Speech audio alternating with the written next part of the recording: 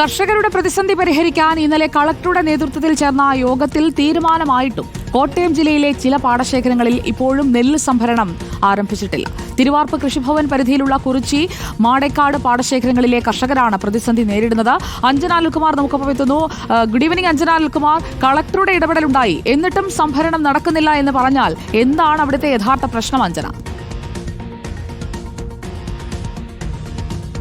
Good evening Sujaya Parvathy. തീർച്ചയായും കോട്ടയത്തെ നെൽകർഷകരുടെ സ്ഥിതിയും ഒട്ടും വ്യത്യസ്തമല്ല. ഇന്നലെ കളക്ടറുടെ നേതൃത്വത്തിൽ നെൽകർഷകരും മില്ലുടമകളും പങ്കെടുത്ത ഒരു യോഗമുണ്ടായിരുന്നു. ഈ യോഗത്തിലാണ് പാതി വഴിയിൽ മുടങ്ങിക്കിടക്കുന്ന ഈ നെൽസംഭരണം പൂർത്തിയാക്കണമെന്ന തീരുമാനമെടുത്തത്. എന്നിട്ടും ഇവിടെ ഒന്നും തന്നെ യാതൊരു രീതിയിലെ വ്യത്യാസവും ഉണ്ടായിട്ടില്ല. ഈ തിരുവാർപ്പ് കൃഷിഭവന്റെ പരിധിയിലുള്ള മാടേക്കാട്, കുറിച്ചി പാടശേഖരങ്ങളിലെല്ലാം തന്നെ ഈ നെല്ല് ഇപ്പോഴും പാടത്തോട് ചേർന്ന് കൂട്ടിയിട്ടിരിക്കുകയാണ്. കഴിഞ്ഞ 40 ദിവസമായും ഇത് തന്നെയാണ് സ്ഥിതി. ഇത്തവണത്തെ പുഞ്ചകൃഷി വിജയകരമായിരുന്നു. പലർക്കും തരക്കേടില്ലാത്ത വിളവും ലഭിച്ചു. എന്നിട്ടും ഇവർക്കൊരു ലാഭമില്ലാത്ത സാഹചര്യമാണ്. കർഷകരാണ്, സാധാരണക്കാരാണ്, പലരും ലോൺ എടുത്തൊക്കെയാണ് കൃഷി ചെയ്യുന്നത്. എന്നിട്ടും ഈ നെല്ല് ആരും വാങ്ങാനില്ലാതെ ഇങ്ങനെ കൂട്ടിക്കിടക്കുമ്പോൾ ഇവർക്കെല്ലാം തന്നെ അതീവ ദുഃഖവുമുണ്ട്. എന്ത് ചെയ്യണമെന്നറിയാതെ ആകെ വിഷമത്തിലാണ്. ഇനിയിപ്പോ എന്താ ചെയ്യുക? ഇന്നലെ ഒരു തീരുമാനമായതാണ്, എന്നിട്ടും ഇന്ന് നെല്ലെടുത്തിട്ടില്ല പറഞ്ഞ ഇന്നും വന്നിട്ടില്ല. ഞങ്ങൾ ആ പാടെ ബുദ്ധിമുട്ടില്ല. ഞങ്ങളുടെ കളക്ടറുടെ മുന്നിൽ വെച്ചിട്ട് എടുത്ത തീരുമാനങ്ങളാണ് വരാമെന്നും അത് നടപ്പിലാക്കി ഞങ്ങൾക്ക് കിട്ടിയാൽ കൊള്ളാമെന്ന് വളരെ ആഗ്രഹമുണ്ട്. അല്ല ഞങ്ങൾ എന്ത് ചെയ്യും? ഞങ്ങൾ കടവും വലവും ബാങ്കിൽ നിന്നൊക്കെ ലോൺ എടുത്താണ് കൃഷി ഇറക്കുന്നത്. ഒരു വിധത്തിലും ഞങ്ങൾക്ക് മുന്നോട്ട് പോകാൻ ഒരു നിർവാഹമില്ല. ഞങ്ങൾ എന്ത് ചെയ്യും? കർഷകർ ഇന്നലെ ഈ മില്ലുടമകളൊക്കെ പങ്കെടുത്തല്ലേ? ഇന്നലെ വന്ന് മില്ലുടമകൾ പങ്കെടുത്തേച്ചാ പറഞ്ഞത് ഇത്ര ശതമാനം കിഴിവിന് എടുക്കാമെന്ന്. പക്ഷെ ഇപ്പോൾ അത് വരുന്നില്ല എന്ന് പറയുമ്പോൾ ഞങ്ങൾ എന്ത് ചെയ്യും?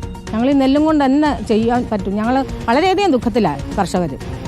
എന്നാൽ പകുതി എടുത്തില്ലാത്ത ഇതിലാണ് മാടേക്കാടിൻ്റെ സ്ഥിതി. ഞങ്ങൾക്കെല്ലാം വള്ളം വന്ന് വേണം ഞങ്ങളുടെ നെല്ല് പോകാൻ. അത് വള്ളവും വരുന്നില്ല, എടുക്കാൻ ആളും വരുന്നില്ല. ഞങ്ങൾ എന്ത് ചെയ്യും? അതിൻ്റെ വളരെയധികം ബുദ്ധിമുട്ടിലാണ് ഞങ്ങളുടെ മുൻപോട്ടുള്ള സാഹചര്യം. ഞങ്ങൾ ഈ കടം വീട്ടാൻ ഞങ്ങൾ എന്ത് ചെയ്യണം? ഞങ്ങളിനി നെല്ലുമായിട്ട് എവിടെ പോകണം? ഞങ്ങൾക്ക് അറിയത്തില്ല. ഞങ്ങളിനി ആത്മഹത്യയുടെ വക്കിലാണ്. അതേ ഞങ്ങൾക്ക് പറയാനുള്ളൂ. 22% കിഴിവ് പറഞ്ഞിരുന്നത്. അതിപ്പോൾ കുറയ്ക്കാൻ അവർ തയ്യാറായിട്ടുണ്ടോ? അവർ കുറച്ച് ഇപ്പോൾ 5 കിലോയാണ് അവർ ആവശ്യപ്പെടുന്നത്. ഈ 5 കിലോ ആവശ്യപ്പെടുന്നതിന് മുമ്പ് തന്നെ കലക്ടറുടെ മധ്യസ്ഥതയിൽ ഇവർ ചർച്ച ചെയ്ത് ഈ വിഷയം ഒരു ധാരണയിലെത്തി എഗ്രിമെൻ്റ് എഴുതിയിട്ടുള്ളതാണ്. ഇപ്പോൾ ഈ 5 കിലോ കിഴിവ് വേണമെന്ന് ഇവർ നിർബന്ധം പിടിക്കുന്നു. 5 കിലോ ആണെങ്കിലും കൊടുക്കാൻ തയ്യാറായ കർഷകർ. കാരണം കർഷകരുടെ ഗതികേട് കൊണ്ടാണ് ഇത് എടുക്കുന്നില്ല. അവർ മില്ലുകാരൻ അവന് നെല്ല് വേണ്ടെന്നാണ് പറഞ്ഞത്. പിന്നെ എന്നെ കഴിഞ്ഞ കുറച്ച് ദിവസമൊക്കെ നല്ല മഴയുണ്ടായിരുന്നു, നെല്ലൊക്കെ നനഞ്ഞിട്ടുണ്ടല്ലോ. അതിപ്പോൾ 2-3 ദിവസം മഴ പെയ്തു. ഇത് മൂടയായിട്ട് കിടക്കുന്നവരും നെല്ല് കേടായിക്കൊണ്ടിരിക്കുക. അത് പിന്നെ ഇതിപ്പം ഒരു താറാവുകാർ പോലും കൊണ്ടുപോകാത്ത അവസ്ഥയാവുക. കർഷകർ അവരുടെ ദുരിതം തന്നെയാണ് പങ്കുവെക്കുന്നത്. ഇപ്പോൾ 40 ദിവസത്തിലധികമായി നെല്ലിങ്ങനെ നെല്ല് കെട്ടിക്കിടക്കുകയാണ്. വേനൽമഴ പെയ്യുന്നുണ്ട്. അത് കൂടുതൽ നെല്ല് നശിച്ചു പോകുന്നതിന് കൂടി ഇടയാക്കും. മില്ലുടമകളും ഏജന്റുമാരും തമ്മിലുള്ള ഒരു ഒത്തുകളി ഇങ്ങനെ